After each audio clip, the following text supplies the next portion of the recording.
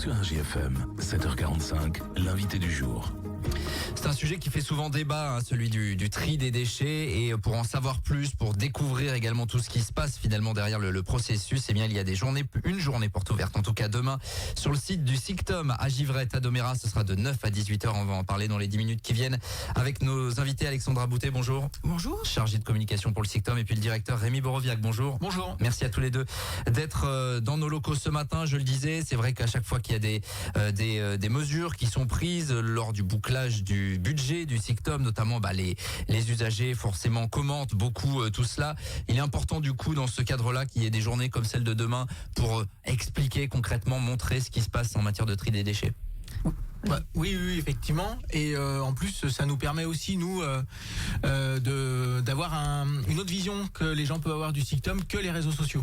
Parce on fait aujourd'hui beaucoup de porte-à-porte, puisqu'on met en place des expérimentations là, avec du sac transparent et autres. On est au contact du public et on s'aperçoit que les gens, en fait, en grande majorité, on n'a pas forcément la même vision entre juste le prisme des réseaux sociaux. Donc là, ça nous permet effectivement d'accueillir les gens, de leur expliquer, parce que des fois, les gens viennent de bonne foi et ont un manque d'explication sur notre activité, le coût que ça peut avoir de plus en plus. On le dit souvent, on est énormément taxé, enfin les administrés sont énormément taxés sur la gestion de leurs déchets. Donc c'est vrai que ça permet d'avoir un contact direct, d'échanger, et ça se passe toujours beaucoup mieux que les remarques parfois un petit peu négatives qu'on peut avoir sur les réseaux sociaux. Ouais, ce qui est débattu évidemment à chaque fois, c'est le coût de la TEOM qui est voté par les élus, mais vous l'expliquez, effectivement, c'est une activité qui est de plus en plus taxée, forcément, au départ pour justement qu'on réduise le volume des poubelles, mais il faut l'expliquer tout ça. Il y a vraiment besoin de pédagogie en fait, ça manque peut-être parfois. Oui, parce qu'aujourd'hui, on s'aperçoit que l'activité, alors les premiers bacs jaunes 2013, quelque chose comme ça, les premiers sacs jaunes de 2003-2004, on retrouve encore dans les ordures ménagères, puisqu'on a fait des caractérisations fin d'année dernière, donc on a trié les ordures ménagères pour voir ce qu'il y avait dedans. On retrouve à peu près tout le temps les mêmes proportions, encore 30% de bouteilles papier, 5% de bouteilles en verre, 30% de biodéchets.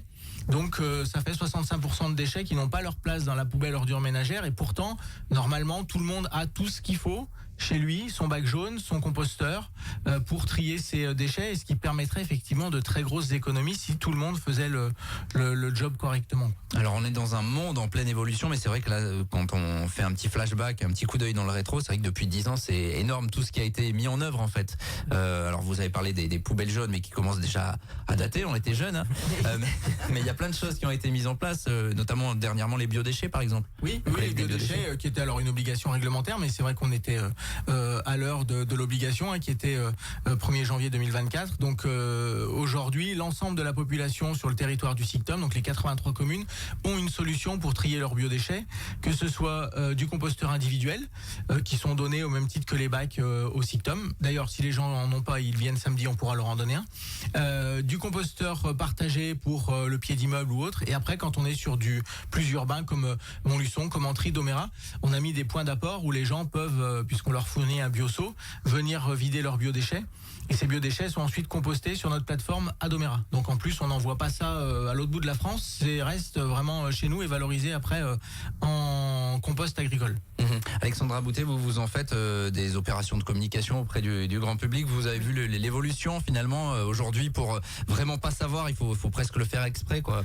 Oui, parce que surtout après, moi j'interviens énormément au milieu scolaire en plus, et les enfants ont déjà beaucoup plus de connaissances maintenant qu'il y a quelques années. Donc on voit que quand même il y a un tri qui est mis en place dans les familles. Ouais, alors justement, souvent les retours qu'on a, c'est que les parents, les enfants éduquent presque les parents. Ils sont encore peut-être plus au fait que leurs parents. Oui, et puis les enfants aiment ça. Ils se rendent compte que vraiment, il y a un enjeu pour la nature, pour l'environnement, et pour eux ils me le disent. Enfin voilà, c'est vraiment important. C'est notre terre. Voilà, donc c'est mignon avec leur mot d'enfant, mais eux ils ont vraiment compris l'enjeu. Ils n'ont pas le côté financier des parents. Bien sûr, effectivement, qui fait toujours débat. Alors la dernière mesure mise en œuvre, c'est la distribution de ces sacs transparents. Rémi Boroviac, qui est en cours et qui est peut-être achevé d'ailleurs dans certaines communes test. Expliquez-nous un peu le principe. Alors le principe, c'est pas nous qui l'avons inventé, il y a une collectivité qui est le Calitum en Charente qui a mis ça en place l'année dernière, et le fait de mettre des sacs transparents pour la collecte des ordures ménagères, je précise bien, c'est pour la collecte des ordures ménagères, c'est pas pour le tri sélectif. Il y a une prise de conscience conscience un peu plus importante, c'est-à-dire quand on sort son sac de sa poubelle dans sa cuisine pour aller le mettre dans son bac, on s'aperçoit et on voit tout ce qu'on a mis à l'intérieur. Et il y a une prise de conscience de la part des gens de dire bon, j'ai peut-être pas fait le job à 100%, faut peut-être un petit peu que je rectifie le tir. Ils ont des résultats qui sont assez intéressants, donc c'est pour ça qu'on a souhaité faire une expérimentation sur 4 communes, Uriel, Prémilla, Villebray et Montmarault. Alors c'est un ensemble, c'est la distribution de sacs transparents pour les ordures ménagères. Les camions sont équipés, on en avait déjà parlé, de caméras intelligentes qui détectent en fait les déchets qui sont non conformes dans les camions. Lecteur de puce pour savoir à qui appartient le bac qui a été vidé, et surtout un passage en porte-à-porte. C'est-à-dire, encore une fois, ce que je disais tout à l'heure, une communication de proximité. On va frapper aux portes, on explique aux gens, et les premiers résultats commencent à arriver. On note à peu près moins 10 à moins 12% sur les ordures ménagères. On est au début, et à peu près plus 20% sur la collecte sélective. Donc il y a un réel intérêt d'un tel dispositif qui est global et qui permet vraiment de booster la part de collecte sélective et de diminuer fortement la part d'ordures ménagères. Donc si ça se maintient, ce sera généralisé effectivement à l'ensemble des communes d'ici 2025. 26, pardon. Ça veut dire que le fait que ça se voit finalement, on se dit je vais peut-être faire attention, quoi. C'est ça. Ouais. C'est ça. Donc là, la distribution des sacs est terminée dans les communes. On a terminé Uriel, Prémilla, c'est fini. Donc maintenant, il nous reste encore Montmarault et Villebray à attaquer. Donc normalement, fin juin, ce sera terminé. Et ensuite, on aura les premiers résultats. On va les gens qui auront fait des erreurs seront revus. C'est-à-dire qu'on va pas simplement se limiter à mettre un papier dans la boîte aux lettres ou un autocollant. On veut vraiment faire de la pédagogie. On ira les revoir pour leur dire, voilà, vous avez fait une erreur sur tel ou tel déchet, pour vraiment que les gens comprennent le bien fondé et l'utilité du tri. Voilà. Donc, si vous voulez avoir proximité quand même. Oui, voilà. Pardon, on vous a pas entendu au début. C'est vraiment la communication de proximité. C'est ce qu'on veut vraiment pour que les gens se rendent conscience, et on n'est pas là pour fliquer. C'est vraiment pour nous diminuer le tonnage. Et effectivement, c'est toujours important d'expliquer tout ça. Alors justement, si vous voulez avoir des explications, il y a donc cette journée porte ouverte demain sur le site de Givrette, 9h, 18h, où il y aura des acteurs qui seront présents. En fait, comment ça va se passer? Oui, tout à fait. Donc déjà, il faut savoir que ça sera sous un barnum. Comme tous les ans, on a a priori, il pleut pas demain. Oui, même s'il fait chaud, du coup, c'est bien. On a anticipé. Et de toute façon, voilà, donc comme tous les ans, on a à peu près une quinzaine d'exposants locaux. Donc ça va partir de personnes qui ont, on a un maraîcher voilà, donc pour des produits locaux. On a des personnes qui fait de la couture aussi. On a le Fab Lab de Montluçon qui vient également. On a même un réparateur sur Vallon-Sully, donc lui c'est une première aussi, qui va pouvoir diagnostiquer des petites pannes sur des électroménagers pour ensuite après voir si la réparation est possible. Donc là encore une fois, c'est pour faire un évitement de déchets. Oui, bien sûr, parce qu'on a tendance à dire allez, ça marche pas, je jette, c'est un petit électroménager, alors que c'est largement réparable. Effectivement, le Fab Lab également à Montluçon est très mobilisé là-dessus. Également une troc party, c'est ça? Alors comme tous les ans, en gros, le principe est très simple. C'est une brocante gratuite. Vous avez des objets chez vous de décoration ou autres qui ne vous servent plus, qui vous encombrent, mais qui peuvent toujours dépanner d'autres personnes. Donc vous pouvez nous apporter ça au Sictom, et d'autres personnes qui en ont besoin ou envie viennent récupérer. Après, on n'est pas obligé de donner pour récupérer. On peut juste venir récupérer ou juste donner. Il y a les traditionnelles visites. Oui, Rémi Bourvier. On limitera un tout petit peu parce qu'il y a des gens qui ont profité l'année dernière de venir s'alimenter pour la brocante qui est sur Doméral le lendemain. Donc on a mis quelques règles cette année sur le troc party. Voilà. Non, effectivement, il peut y avoir des dérives parfois. Visite de site en calèche, ça c'est un classique aussi. Oui. Ça plaît aux enfants, ça.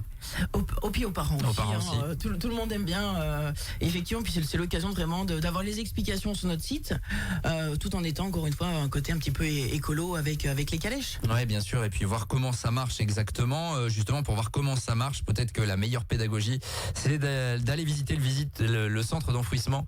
Ça, c'est quelque chose que vous proposez qui peut permettre vraiment une prise de conscience. Oui, et souvent les places sont vite prises. Ouais. Là, on a déjà un minibus qui est réservé.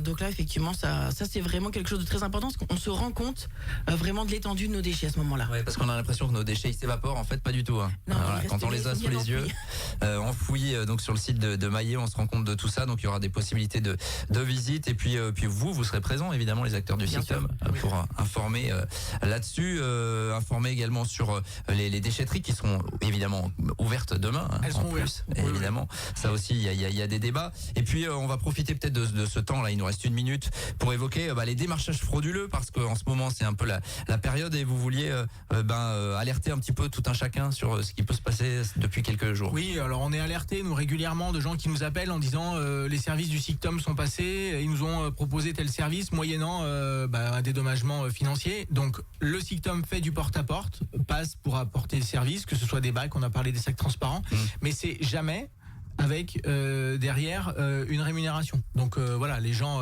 on en a parlé, payent une TOM.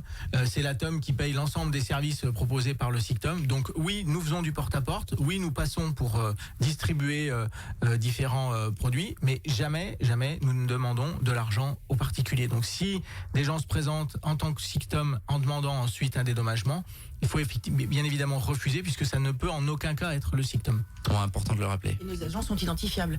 Et, pour les personnes qui distribuent là, les sacs transparents, ils ont un badge.